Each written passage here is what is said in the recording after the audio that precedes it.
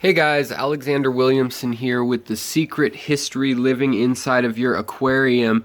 Today I wanted to share with you my newest addition to the tank, and that is a newer form of guppy, which is a cross, and it is crossed between a Japanese blue ribbon or bluegrass ribbon endler and a Moscow black or black Moscow.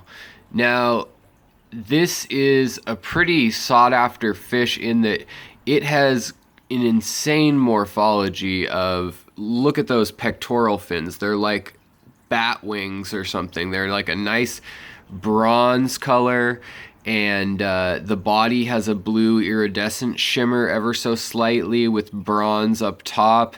The back of the tail in this strain ranges from basically a spade tail to kind of a veil tail with some ruffles to it or striations to it.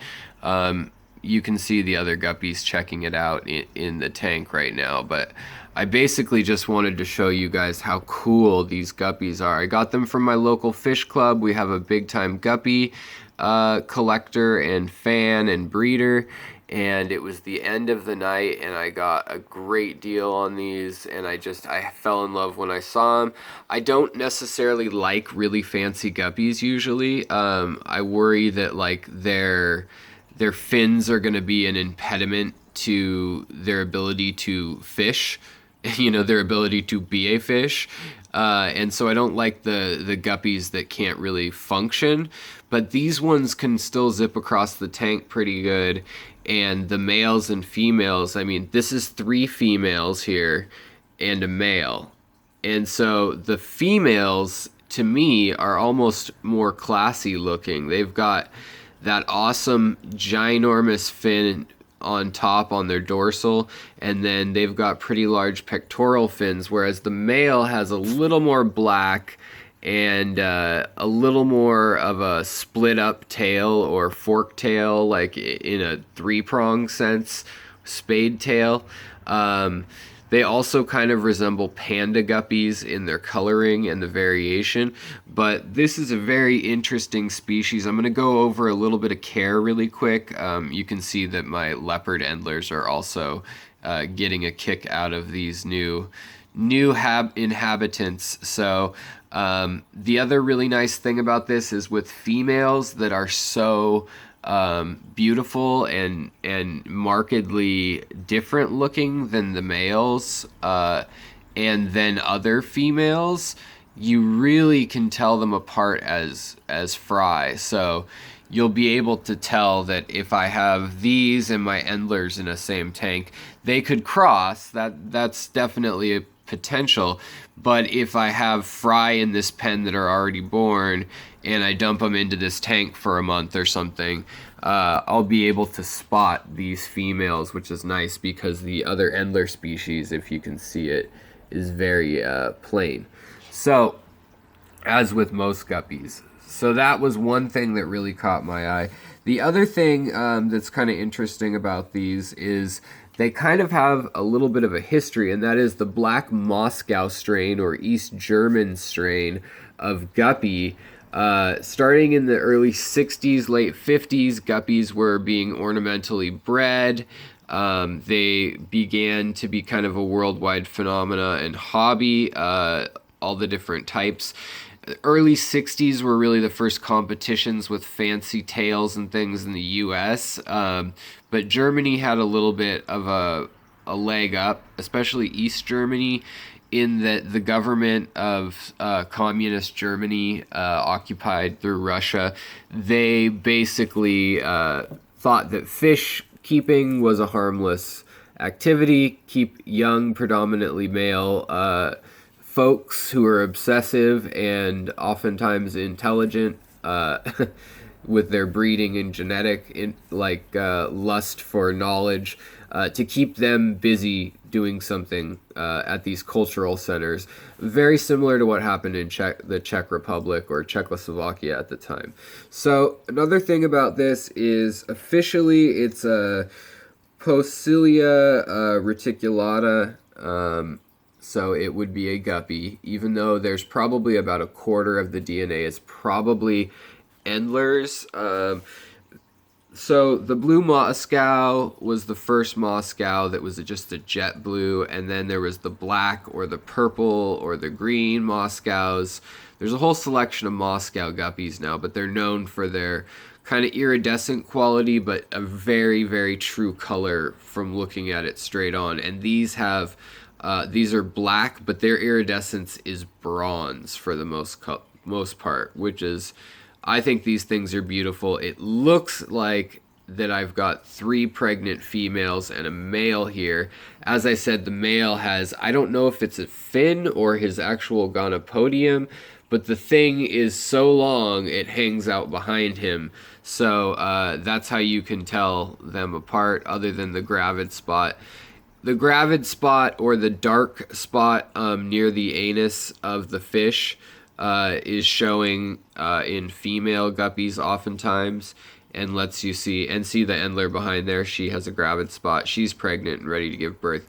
It gets larger and they get more squared off as they're ready to give birth, so that's kind of a heads up. But moving on, these fish were smuggled out of Russia and Germany and the Czech Republic in the 80s, or they were brought out through trade relations and kind of, I don't know, like from an American bias point of view, maybe a publicity stunt is the wording I'll use, but basically to say, like, look what we're working on, we understand the husbandry of fish and genetics and things like that. And just kind of a fun cultural thing for hobbyists and people to do. So these get out. They didn't really catch on in the U.S. till a little later. Some diehard hobbyists got their hands on them. But really, Europe and Eastern Europe has quite the different selection of standard fish than we do. Another interesting thing about these is, so they made their way from Germany and Russia into Japan and into the hands of Kenjiro Tanaka, who's also famous for breeding a number of endler/guppy hybrids, including the blue forktail or leer or lyre tail endler or guppy, blue endler or guppy, and Japanese bluegrass. Arguably, he had a large part in shaping. So he's a well-known figure since the late 80s, early 90s in guppy breeding, and he got his hands on these, the original, which were just a black tail without these long fins. They had a larger fin up top, and then they were half black. And then he took endler traits and ended up finding and selecting the ribbon traits going on, and all of these large fin traits, the ribbons, are considered recessive and homozygous. So that would mean that, so basically to breed these, if they breed with each other, they will have babies that look like this, some degree like this. Now, if I take one of these or their babies and I breed them with, say, a leopard endler, then there is a 1 in 4 chance that their offspring, so now we're 2 generations out, has that recessive gene hidden somewhere in them. And it is a 2 chromosome system in order to get the phenotype on these long fins. They're still working on all the genetics because they're linked to other things like color and other aspects now. It's not quite as straightforward as, you've got black, long fin. You have to get into Punnett squares, and I can talk about that in another time. So I'll stop talking about that nerdy end of it. You can message me if you're curious. But basically, that means I have a 1 in 4 shot of getting one that's crossed with something with the long fins but different colors, whereas the rest may be won out by whatever's dominant. Now, I don't know. These endlers are very likely also carrying a lot of recessive traits, and when it's recessive meeting one another, sometimes things work out a little differently.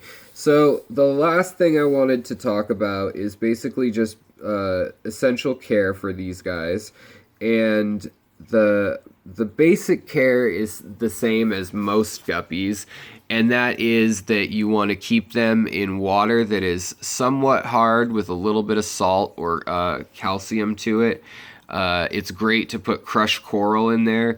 Tannins don't hurt. Originally guppies and endlers are from Venezuela, Trinidad, Tobago, Ecuador, Guyana, and probably northern Brazil, as are endlers, with the endlers having a more limited range.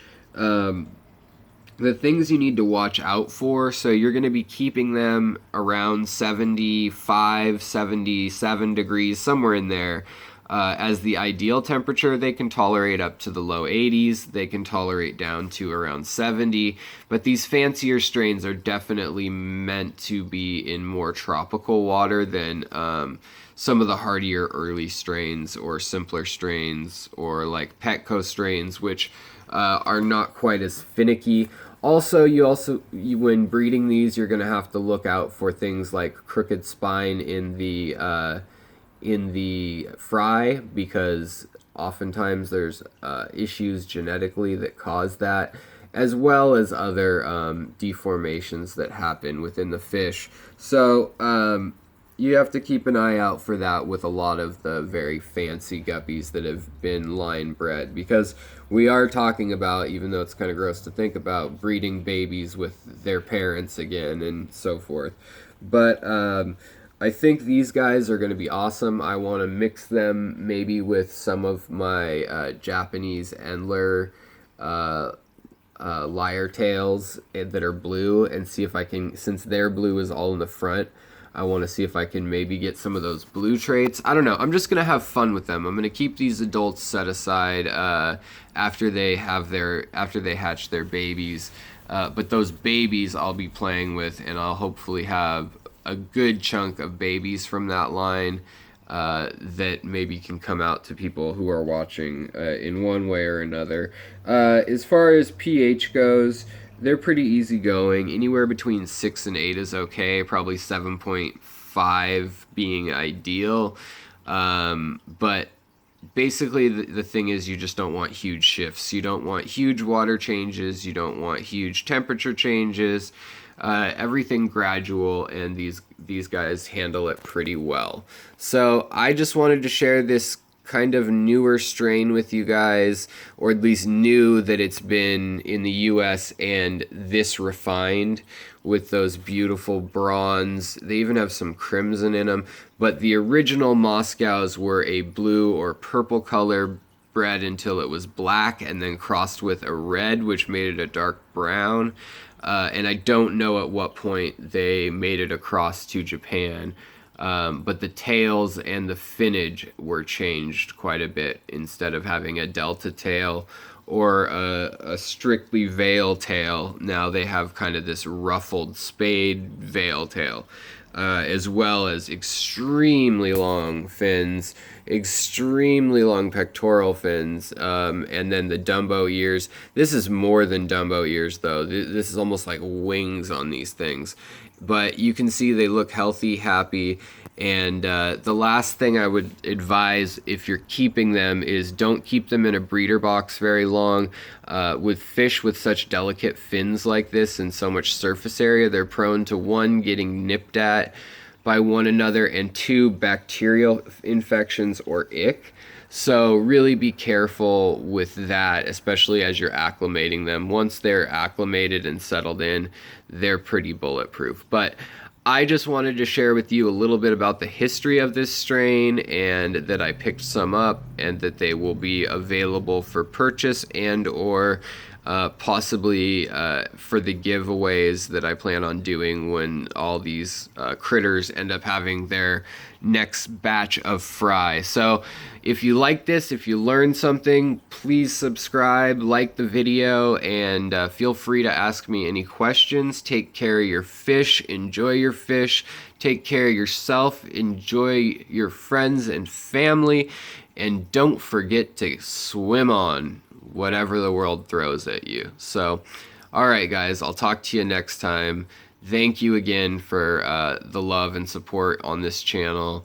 We're almost at 500 subscribers. We may be there by the time this gets posted. So I truly appreciated all the shares and subscriptions, or subscribers and likes, and Patreon supporters for that matter. I've definitely got to do some special stuff for them. So keep me in the loop. Questions, comments, concerns, criticism, all of it. I love to hear it. So take care, you guys. As I said earlier, swim on, and I'll talk to you next time.